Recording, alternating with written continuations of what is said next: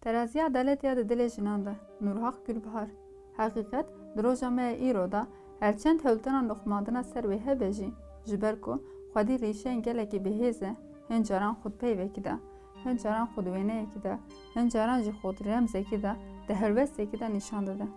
Rûxmî hevdanê fedsandina adaleta rastexîn jî di roja me îro da li çi deverekî dinya heke bêpirsîn weka remza adeletê jinekî ku di destekî wê de şûr ji bo ku feq û cewazî nexe navbera tu kesekî di destê din de jî mêzîna adeletê û jinekî çavê wê rapêçayî wek remza adeletê tê zanin û qebûl kirin. Li ber derê her avahiyekî bi navê adeletê weka nobedera adeletê pêşwazî li her kesê dike. Nobedera adeletê jin e û bi hestê jiyanê pêşwazî li mirovahiyê dike. Helbet roja me îro da di pêkanîna adeletê de biçûrê ketiye destê zilaman ku têra xwatiye tûşkirin û bi zora zilaman mêzîna adeletya di destê jinê de xirabûye. Lê ji ber ku ew çend qedîm e di şaneyên mirovahiyê de niha jî adelet emanetê jinê ye. Ji ber ku adelet û jiyan bi hevdûva girêdayîn e. Heke adelet ne ji bo jiyanê be wê demê çi wateyeke xwe ya hebûnê namîne. Lê adelet di destê nêr de ji bo jiyanê nîne.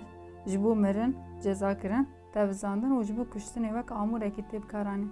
Nimûneyên vê yekî rojanel pêş çavên me pêk tên û di nav vê tevnê de her kesek li benda dora xwe ye ku wê adeletê bi aqilê nêr xwe çawa derdora wê bipêçe ango her kesek li bendiyê wê bi çi awayî bibe qurbanî adeleta nêr. Di vê dema dawî de li Bakur û Rojavayê Kurdistanê bi pêşengiya dayîkan nobetên adeletê berdewam in. Emîne Şen Yaşar bi kurê xwe Ferîd Şen Yaşar re evnêzê salekî ye li ber deriya Edliyeya Navçeya Pirsûsê dew û nobedariya adeleta bênavber didomîne. Di duyemîn salvegera wendekirina Gülistan doku da malbata wê jî bi armanca zanîna çarenûsa Gülistanê li bajarê Dêrsimê dest bi nobet adeletê kir.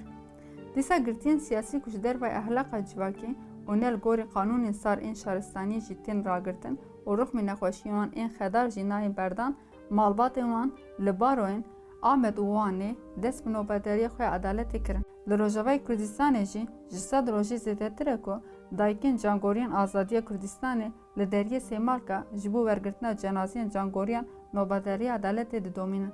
Çalakiyên malbatan di germahûyê sermayeyê de jî bênavber pêk tê. Di sala borî de ev nobetên jinan dayikan ji bo adeletê dest pê kiribû di wateya xwe ya cewherî de xwegîhandin heqîqeta adeletê ya ku ji berê ve ji destê jinê hatiye standin. Teraziya adeletê ya di dilê jinan de têk neçûye, mêzin xira nebiye. Ji bo vê zend û bendê xwe girê dane û bi nobedariyên xwe yên ji bo adeleta jiyanê bêfikar û guman rûxmê her cure zehmetiye pêktînin. Dayîk Emîne daxwaza qisasê xwe dike. Bedriye Dokuya dayika Gülistanê doza çarenûsa keça xwe dike.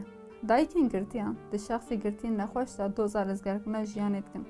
Dayikên cangoriyan li ser sînorên ku dagirkeran xêz kiriye doza cenazeyên lehengên Kurd dikin ku di mêzîna adelet de jiyan û mirin tê de cî xwe girdigirin. Di van çalakiyan de nobedariya rastexîna adeletê tê lê darxistin. Carekî din xwegihandine rîşeyên xwe yên qedîm û kevner û ji bo tevahî mirovahiyê pêkanîna adeletê bi van nobetên jinên Kurd wê pêk bê. Jinên Kurd ne jiyanê û ne jî adeletê bi destê mêzîn şikestin ve bernadin û jiyanê jî ji dest nadin. Mêzîna di dil û bîra wan da têk neçûye. Ji bo wê ji her kesek xwedî wîcdan, ehlaq, helwest û xîret divil derdora wan kom bibe da ku jiyan û adelet bi ser keve.